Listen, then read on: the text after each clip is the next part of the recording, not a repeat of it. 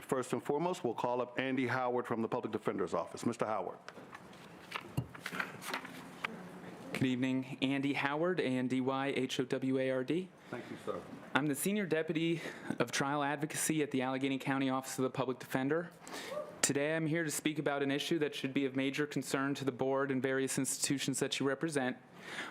Out of respect for the 3-minute time limit, Art Ettinger, a veteran public defender in our major felony unit, will pick up this statement where I've left off at the end of my comment.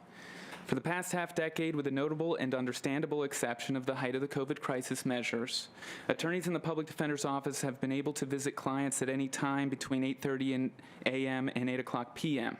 This calendar year, the warden changed that by disallowing our entry into the jail during 2 critical business hours, 10:30 to 11:30 a.m. and 2:30 to 3:30 p.m. to conduct count.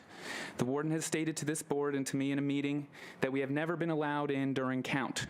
I've never felt so blatantly gaslit, whether it's a new policy change or a policy that was on the books that the warden previously failed to enforce or chose not to enforce by documented agreement with then Chief Public Defender Elliot Housey. It is really immaterial. I have personally visited many clients during count for years, and so have all of my colleagues, many of whom are here tonight.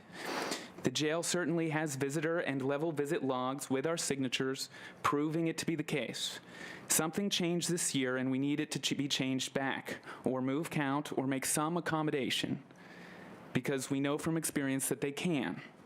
Simultaneously, the warden decided to close level 1 video to encourage in-person visits, he said.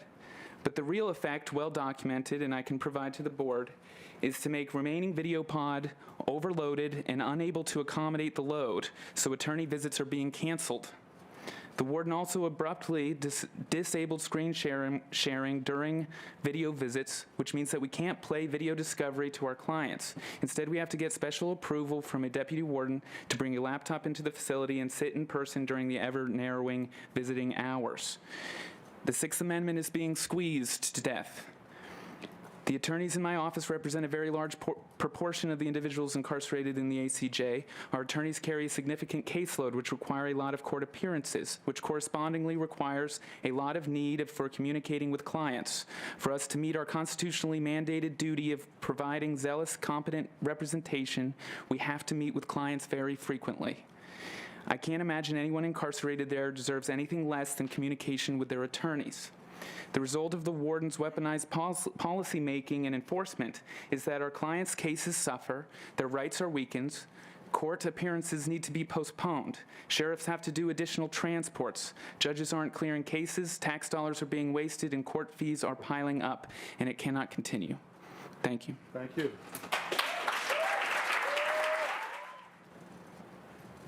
Art Ettinger, E-T-T-I-N-G-E-R. Thank you. My name is Art Ettinger. I'm an attorney in the Major Felony Unit at the Office of the Public Defender.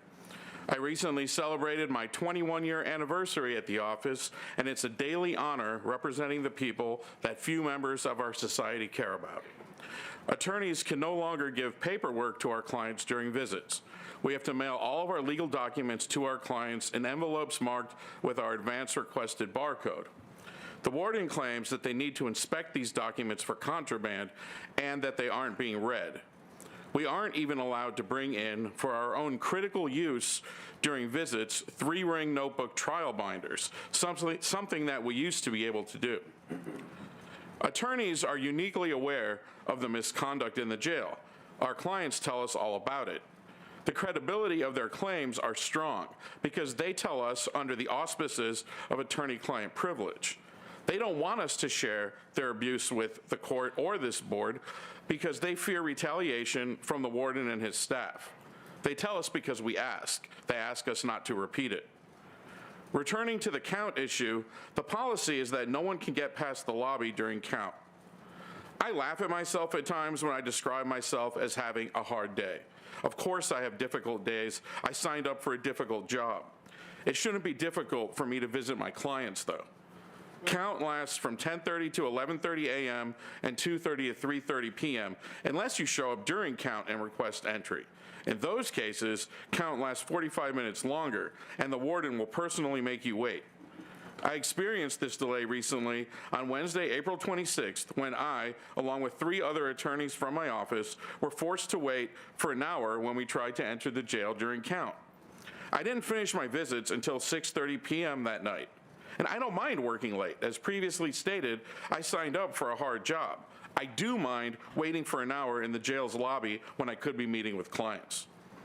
The warden claims that this policy has always been in place and that hundreds of our experiences to the contrary were anomalous failures of enforcement. The warden asserts that previous occasions when he said that attorneys were allowed to come in during count never happened, and that anyone who remembers otherwise is wrong or lying. Because of the recent death in the jail and out of respect for your time, Attorney Howard asked his fellow public defenders to reserve their own comments and experiences until subsequent meetings. We hope to have a resolution to our issue before the next meeting in June. However, if we can't find a solution, we will be back to update the board and the public. We need this board to take action. Compel the Allegheny County Jail to make necessary accommodations for the benefit of all parties. Thank you.